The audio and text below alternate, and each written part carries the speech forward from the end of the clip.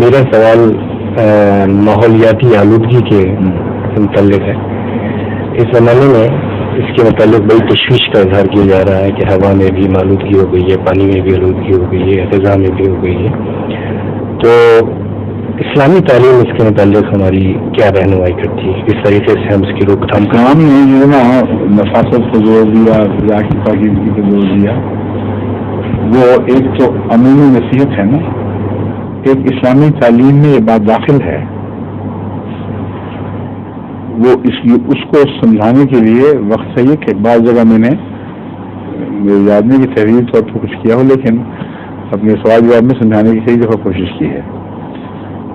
جب میں گیا تھا وہاں خصوصیت یہ سوال مجھ کو اٹھے تھے. ایک ہماری میٹنگ میں ان کے نمائندے آئے ہوئے تھے، ان کو میں نے بتایا تھا کہ دیکھو جو روزمرہ کا رہن سہن ہے اس کا فضائی آلودگی سے بڑا گہرا تعلق ہے.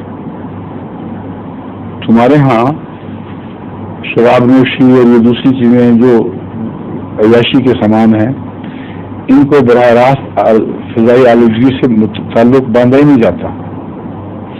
یہ اپنی جگہ ہے، وہ اپنی جگہ ہے. حالانکہ فضائی آلودگی کا سب سے بڑا فیکٹر انڈسٹری ہے، اور اوور انڈسٹریلائزیشن جو ہے اس کو کنٹرول کیے بغیر فضائی آلودگی ٹھیک ہو نہیں سکتی.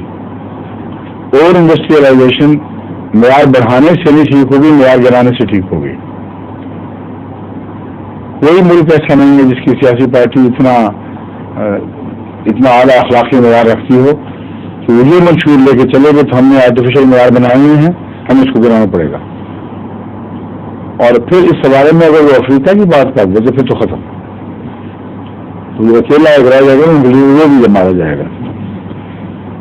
یہ بین الاقوامی مسئلہ ہے، اور یہ امر واقعہ ہے کہ جو آلودگی کو یہاں بری لگتی ہے وہ وہاں بری نہیں لگتی دوسری جگہ. چنانچہ اپنی آرٹیفیشل مصنوعی اونچے کیے ہوئے معیاروں کو قائم رکھنے کی خاطر اور انٹرنیشنل تجارتوں میں فوائد حاصل کرنے کی خاطر یہ کبھی بھی اپنے انڈسٹریل پروڈکٹس میں یا انڈسٹریل ایکٹیویٹیز میں کوئی کمی نہیں کریں گے. امپاسبل. زیادہ سے زیادہ ایک فائدہ ہو رہا ہے کہ انڈسٹری کی جو ویسٹ مٹیریل ہے اس کے طرف زیادہ توجہ پیدا ہو گئی ہے، اور اس کو صحیح ڈمپ کرنے کے متعلق یہ وقتاً فوقتاً باتیں اٹھتی رہتی ہیں. لیکن اس کا نتیجہ کیا نکلتا ہے؟ بنین سے برٹش ایک کمپنی نے ایک معاہدہ کیا، اور اس معاہدے میں ان کا تمام ایٹامک ویسٹ جو تھا وہ بنین میں ڈمپ کرنا شامل تھا، اور بے شمار پیسہ ان کو ملنا تھا. غریب ملک، چھوٹا سا فرینچ اسپیکنگ کوسٹل ملک ہے، انہوں نے کر لیا. جب لوگوں کو پتا اس میں جماعت انگریز بھی شامل ہے اس میں نائجیریا وغیرہ میں، تو اس کو بہت اچھالا گیا. بنین میں تو سننے نہیں تھی، لیکن نائجیریا کو اس کا بہت سخت نقصان پہنچنا تھا. پیسے کھا جانے سے بنین والوں نے، اور اس سارے علاقے کو ڈسٹرائے کر دینا تھا. اتنا شور پڑا کہ بالآخر یہ کینسل کرنا پڑا سودا ان کو. تو ڈمپ کرتے ہیں دوسرے ممالک میں جا کے، اس پہ کوئی اعتراض نہیں. امریکہ نے کیا چالاکی کی ہے؟ اپنی چمنیاں اونچی کر دی ہیں، اور ملک مطمئن ہو گیا کہ الحمدللہ اب ہمارے پاس کوئی وہ نہیں ہے، ایئر پولوشن کا خطرہ نہیں رہا.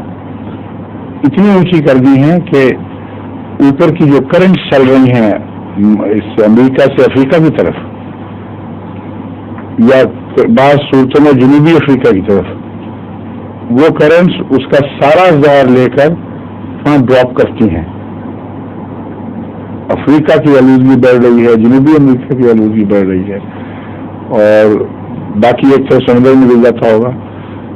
یہ جو کرنٹس ہیں ان تک جا کے ریلیز کرنا، یہ جانتے ہوئے ایگزیکٹلی کیلکولیٹڈ موو ہے. یہ اس میں کوئی دھوکہ نہیں.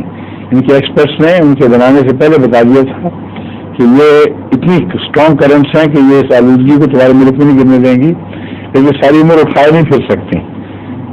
اس لیے اتنے ہزار مزدور وہاں جاتے جاتے سیٹل ہو جائیں گے، اور یہ اسٹیبلش فیکٹ ہے۔ تو آلودگی کا تعلق میں یہ چند گرین موومنٹ وغیرہ سے یہ نہیں ہے، یہ تو ڈنٹ بھی نہیں ڈال سکتے ان باتوں میں۔ اصل میں مورل ریئلائزیشن ہے جو ہے نہیں، اور اگر مورلز ہیں تو وہ قومی حوالے سے چلتے ہیں، انٹرنیشنل کانسیپٹ نہیں ہے، ایبسولوٹ مورالٹی کا کوئی تصور نہیں ہے۔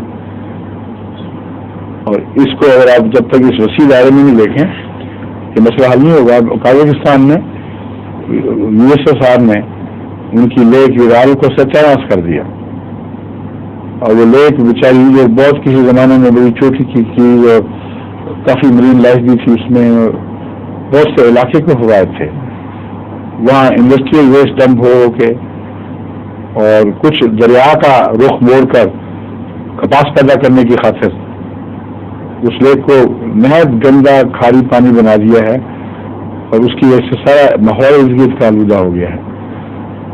یہ سارے خود غرضی کے نتائج ہیں دراصل۔